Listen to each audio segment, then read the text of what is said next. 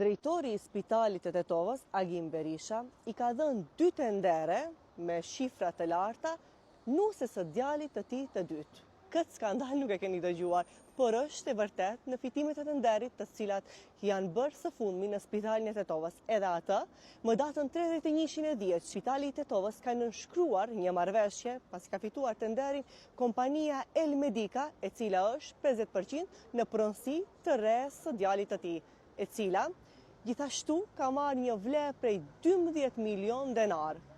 Njashtu, tenderi i dytë, i cili është mbi 6 milion denar, është nënshkruar më datën 20/11 të këtij viti, me po të njëjtën kompani, ku 50% është pronare nusja e djalit të drejtorit të Spitalit të Tetovës, Agim Berisha. Po pse është skandaloze? Për shkak se personat të cilët aplikojnë në tendere publike duhet të nënshkruajnë bashkë me dokumentacionet e tenderit edhe një deklaratë ku konfirmojnë se nuk kanë lidhje fare fisnore, morale apo ekonomike me nënshkruesit e tenderit ose personat të cilët janë pjesë përbërëse e atyre komisioneve. Njashtu dua të bëj edhe një pyetje për shumë pyetje që i kemi dërguar deri te drejtori i Spitalit të Tetovës dhe të cilat nuk kanë ftoj organet hetimore me njëherë të reagojnë pas prezantimit të këtyre fakteve. Vetëm duke vënë drejtësi, këtë spital mund të ruajmë, i cili është ioni i të gjithë neve.